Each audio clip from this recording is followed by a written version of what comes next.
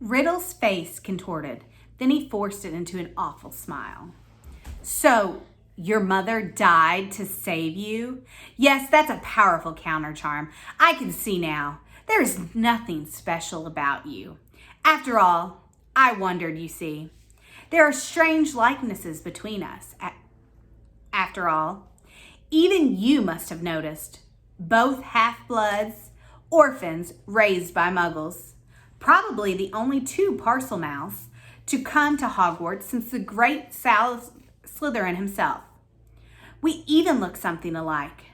But after all, it was merely a lucky chance that saved you from me.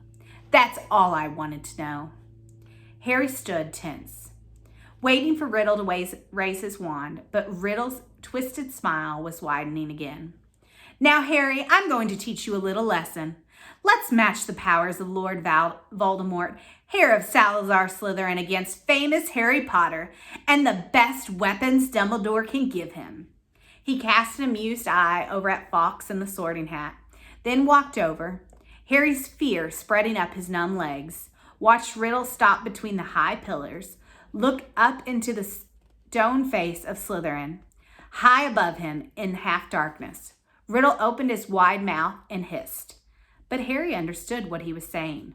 Speak to me, Slytherin, greatest of the Hogwarts four. Harry wheeled around to look up at the statue, Fawkes swaying on his shoulder. Slytherin's gigantic stone face was moving. Horror-struck, Harry saw his mouth opening wider and wider to make a big black hole, and something was stirring inside the statue's mouth. Something was slithering up from its depths. Harry backed away until he hit the dark chamber wall. As he shut his eyes tight, he felt Fawkes swing his cheek as he took flight. Harry wanted to shout, "Don't leave me," but what chance did a phoenix have against a serpent? Something huge hit the stone floor of the chamber. Harry felt it shudder. He knew what was happening. He could sense it, could almost see the giant serpent itself uncoiling itself from Slytherin's mouth. Then he heard Riddle's hissing voice, "Kill him." The basilisk was moving towards Harry. He could hear its heavy body slithering heavily across the dusty floor. Eyes still tightly shut, Harry began to run blindly sideways, his hands outstretched, feeling his way. Voldemort was laughing. Harry tripped. He fell hard onto the stone and tasted blood. The serpent was barely a feet from him, and he could hear it coming. There was a loud, explosive spitting sound right above him, and then something heavy hit Harry so hard that he was smashed into the wall. Waiting for fangs to sink through his body, he heard more mad hissing, something thrashing wildly off the pillars. He couldn't help it. He opened his eyes wide enough to squint at what was going on. The enormous serpent, bright, poisonous green, thick as an oak trunk, had raised his head high in the air, and its great blunt head was weaving drunkenly between the pillars. As Harry trembled, ready to close his eyes, if it turned, he saw what had distracted the snake. Fawkes was soaring around its head. The basilisk was snapping furiously at him, fangs long and thin as sabers. Fawkes dived. His long golden beak sank out of sight, and a sudden shower of dark blood sputtered to the floor. The snake's tail thrashed, narrowly missing Harry, and before Harry could shut his eyes, it turned. Harry looked straight into its face and saw that its eyes, both its great, bulbous yellow eyes, had been punctured by the phoenix. Blood was streaming to the floor, and the snake was spitting in agony. "No!" Harry heard Riddle screaming. "Leave the bird! Leave the bird! The boy is behind you. You can still smell him. Kill him." The blinded serpent swayed, confused, still deadly. Fawkes was circling its head, piping his eerie song, jabbing here and there its scaly nose as the blood poured from its ruined eyes. "Help me! Help me!" Harry muttered wildly. "Someone! Anyone!" The snake's tail whipped across the floor. Harry ducked. Something soft hit his face. The basilisk had swept the Sorting Hat into Harry's arms. Harry seized it. It was all he had left, his only chance. He rammed it onto his head, and threw himself flat on the floor as the basilisk's tail swung over him again. Help me, Harry thought, his eyes screwed tight under the hat. Please help me. There was no answering voice. Instead, the hat constricted, as though an invisible hand were squeezing it very tightly. Something very hard and a heavy thud thudded on top of Harry's head, almost knocking him out. Stars winking in front of his eyes, he grabbed the top of the hat to pull it off and felt something long and hard beneath it. A gleaming silver sword had appeared inside the hat, its handles glittering with rubies the size of eggs. Kill the boy. Leave the bird. The boy is behind you. Sniff. Smell him. Harry was on his feet, ready. The basilisk's head was falling, its body coiling around, hitting pillars as it twisted to face him. He could see the vast bloody eye sockets, see the mouth stretching wide enough to swallow him whole, lined with fangs long as his sword, thin, glittering, venomous. It lunged blindly. Harry dodged, and it hit the chamber wall. It lunged again, and its forked tongue lashed Harry's side. He raised the sword in both hands. The basilisk lunged again, and this time its aim was true. Harry threw his whole weight behind the sword and drove it to the hilt into the roof of the serpent's mouth. But as warm blood drenched Harry's arm, he felt a searing pain just above his elbow. One long, poisonous fang was sinking deeper and deeper into his arm, and it splintered as the basilisk kneeled over sideways and fell, twitching to the floor. Harry slid down the wall. He gripped the fang with the spreading poison through his body and wrenched it out of his arm, but he knew it was too late. White, hot pain spread slowly and steadily from the wound. Even as he dropped the fang and watched his own blood soaking his robes, his vision went foggy. The chamber was dissolving in a whirl of dull color. A patch of scarlet swam past, and Harry heard a soft clatter of claws behind him. "Fawkes," said Harry thickly. "You were fantastic, Fawkes." And he felt the bird lay its beautiful head on the spot where the serpent's fang had pierced him. He could hear echoing footsteps, and then a dark shadow moved in front of him. "You're dead, Harry Potter," said Riddle's voice above him. "Dead. Even Dumbledore's bird knows it. Do you see what he's doing, Potter? He's crying." Fawkes blinked. Fawkes's head slid in and out of focus. Thick, pearly tears were trickling down the glossy feathers. "I'm going to sit here and watch you die, Harry Potter." "Take your time. I'm in no hurry." Harry felt drowsy. Everything around him seemed to be spinning. "So ends the famous Harry Potter," said Riddle's distant voice. "Alone in the Chamber of Secrets, forsaken by his friends, defeated at last by the Dark Lord he so unwisely challenged. You'll be back with your dear mudblood mother soon, Harry. She brought you 12 years of borrowed time, but Lord Voldemort got you in the end, as you knew he must." If this is dying, thought Harry, it's not so bad. Even the pain was leaving him. But was this dying? Instead of going black, the chamber seemed to be coming back into focus. Harry gave his head a little shake, and there was Fawkes, still resting his head on Harry's arm. A pearly patch of tears was shining all around the wound, except there was no wound. "Get away, bird," said Riddle's voice suddenly. "Get away from him. I said get away." Harry raised his head. Riddle was pointing Harry's wand at Fawkes. There was a bang like a gun, and Fawkes took flight again in a whirl of color and scarlet. "Phoenix tears," said Riddle quietly, staring at Harry's arm. "Of course, healing powers. I forgot." He looked in Harry's face. "But it makes no difference. In fact, I prefer it this way. Just you and me, Harry Potter. You and me."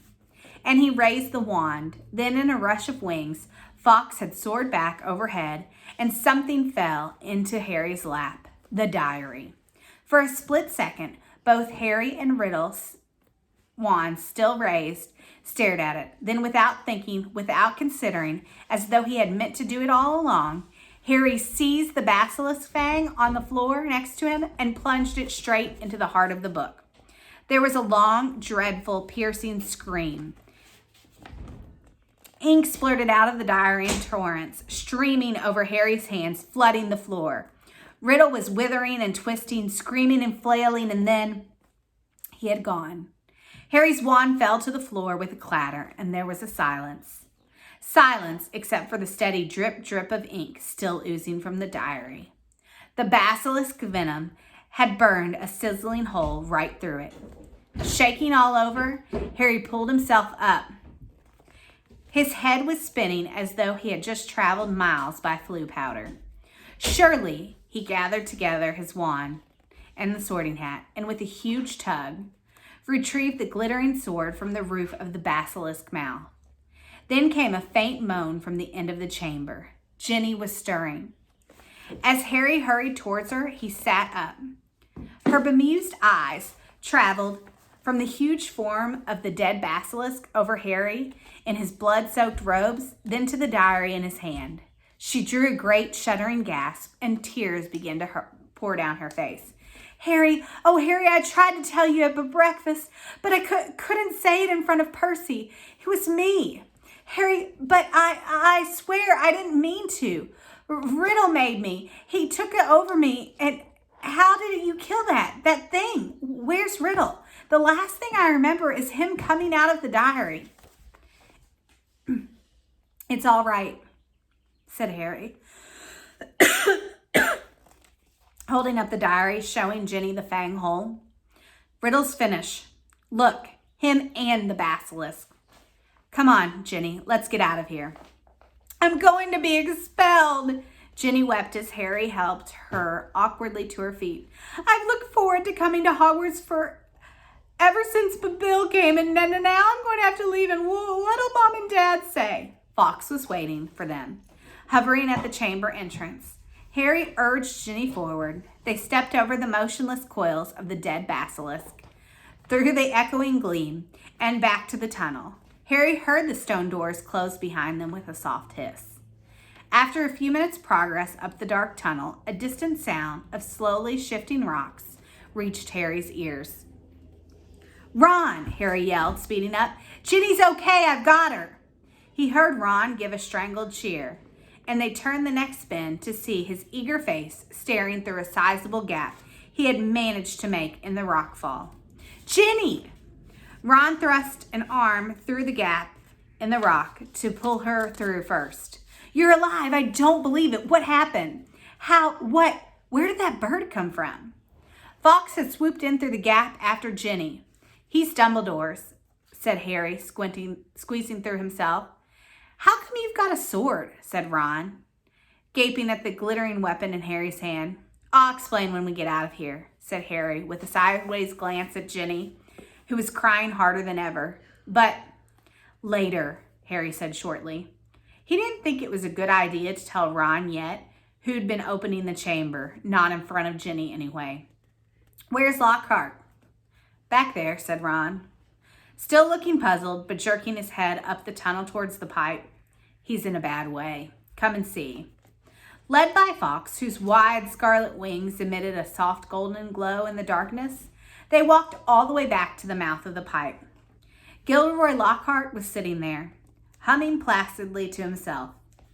His memory's gone, said Ron. The memory charm backfired. Hit him instead of us. Hasn't got a clue who he is, or where he is, or who we are. I told him to come and wait here. He's a danger to himself. Lockhart peered good-naturedly up at all of them. Hello, he said. Odd sort of place, this. Isn't it? Do you live here? No, said Ron, raising an eyebrow at Harry. Harry bent down and looked at the long, dark pipe. Have you thought of how we're going to get back up this? He said to Ron. Ron shook his head, but Fox the Phoenix had swooped past Harry and was now fluttering in front of him, his beady eyes bright in the dark. He was waving his long golden tail feathers. Harry looked uncertainly at him. He looks like he wants you to grab hold, said Ron, looking perplexed. But you're much too heavy for a bird to pull up there. Fox, said Harry, isn't an ordinary bird. He turned quickly to the others. We've got to hold on to each other. Ginny grabbed Ron's hand. Professor Lockhart? He means you, said Ron sharply at Lockhart. You hold Ginny's other hand. Harry tucked the sword and the sorting hat into his belt. Ron took hold of the back of Harry's robes, and Harry reached out and took hold of Fox's strangely hot tail feathers.